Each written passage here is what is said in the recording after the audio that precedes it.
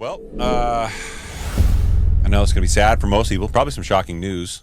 Uh-oh. Yeah. We are so sad to be the first person to report this to you from Barrons. Owning a home has gotten pricey. Can you believe it? Fucking shock. What the hell, man? Fast. Since when? A market adjustment is coming. I hope. Is that see the petty bastard in me wants to repost this and tag every realtor I know. Yeah. Right? And be like, what do you guys think? Free engagement, baby. They're all gonna comment, right? I'm sick. You're twisted. I'm thinking of social media engagement. Yeah. But this has also got a long quote. I promise that this is the last long quote of this particular show.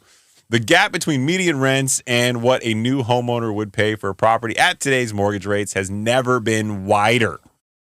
At least as far back as we have the data anyway. Mm-hmm. That's a problem. A little bit. That fact will have large implications for the mortgage and housing markets. Since the end of 2019, the Consumer Price Index is up 19%. Meanwhile, rents have gone up by 31% from $1,562 to $2,047, while home prices have increased by 41% from $244,918 to $348,539. It's a big jump. And this doesn't consider the impact of interest rates, which have increased from 3.74% at the end of 2019 to a whopping kick in the dick 7.5% in the latest reading. It was as high as 8% just a couple weeks ago. That's more than double. That's math. I can do maths. You can do the maths. I went to Kumon. Man. I graduated. You did. I know. I can tell. Yeah. Reading Rainbow.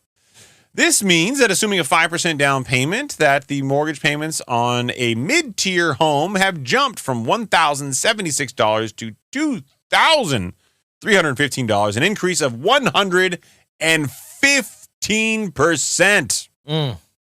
115% increase. And people are like, oh, man, home values haven't gone up that much compared to rents.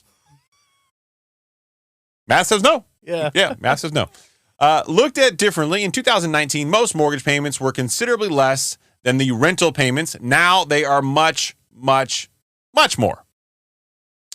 What does all this mean, you might be asking? Why are Chris and Saied talking about home prices again, and why should I give a flying fuck? Yeah. I'm not buying right now anyway, so why should they care, Chris? Fewer renters will seek to become homeowners, decreasing the demand for housing. Supply is already down as so many borrowers are locked into low-rate mortgages. Remember that 3.74% rate back in 2019? They got a lot of those. I think 90% of all people with mortgages right now have a rate of 6% or less. Mm-hmm. 60% of 4% or less. That's right. With demand falling and supply constant, the pressure that has raised house prices and shortened listing times over the past 4 years will likely ease.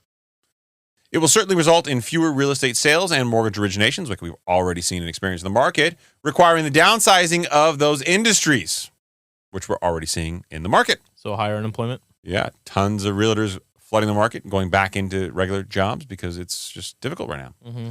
And I get it. It's hard. It will increase the demand for home renovations and institutionalize the comeback of second lien mortgages.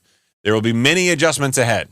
People are definitely going to have to tap into the equity of their homes in order to, because they're not going to be able to refinance. And they probably won't because rates are too high, right? So they'll probably tap in. I don't know for how long. I mean, what lenders out there are really going to want to put a second behind somebody right now? A few years ago, the top lenders were banks. Now, top 5 mortgage lenders, first trust deed mortgage lenders, are non-bank lenders. Mm-hmm. Fun fact. Most people who have a second trust deed, if you're a bank, you certainly will not go behind somebody else's first trust deed.